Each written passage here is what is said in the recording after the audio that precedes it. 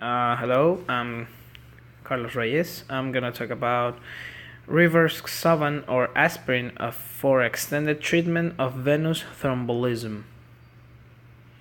Okay, venous thromboembolism. It is the leading cause of death worldwide and is a blood clot that starts in a vein. It is the third leading vascular diagnosis after heart attack and stroke, affecting 300,000 and 600,000 approximately Americans each year.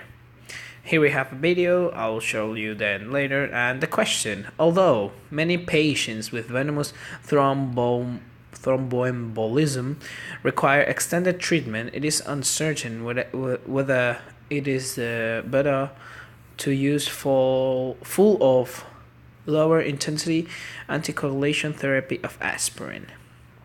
So here I have another video. I'll program it later.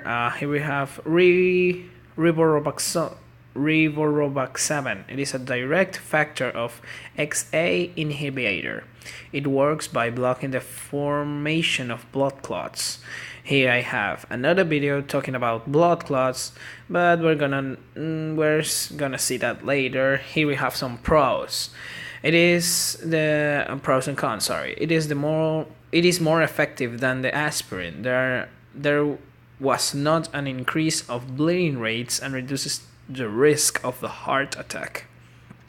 As a con, it is not available all around the world for treatment, so it's bad.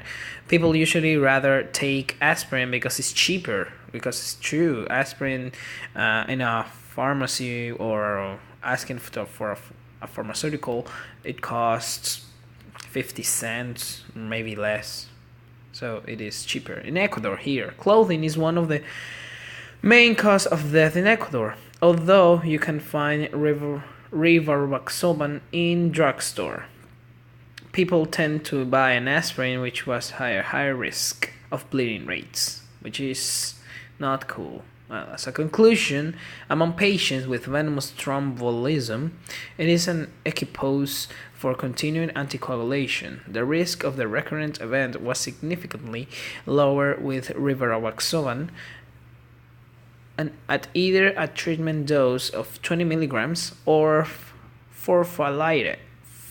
prophylactic dose of 10 milligrams than with an aspirin, without a significant increase of bleeding rates. Okay, so here I have a video.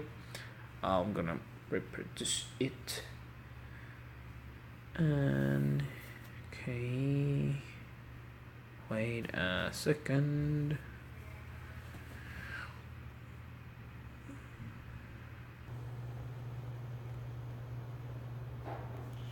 Oral anticoagulation with vitamin K antagonists has well-known limitations and requires routine clinical monitoring of coagulation parameters.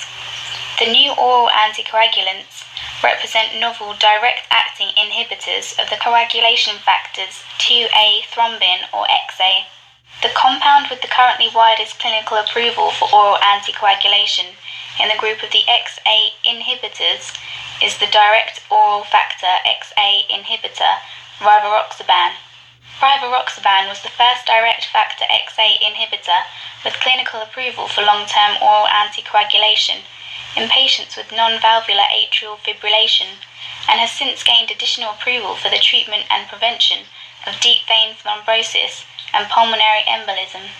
Furthermore, low-dose Rivaroxaban, in addition to standard antiplatelet therapy, has been shown to reduce cardiovascular mortality in patients following a recent acute coronary syndrome, and recently gained approval for the prevention of atherothrombotic events after acute coronary syndrome by the European Medicines Agency. This review article discusses the clinical use and benefits of Rivaroxaban for multiple indications. If you like the sound of this article, view the full journal via our website at www.emjreviews.com. Okay, so that was all my presentation, and thank you all.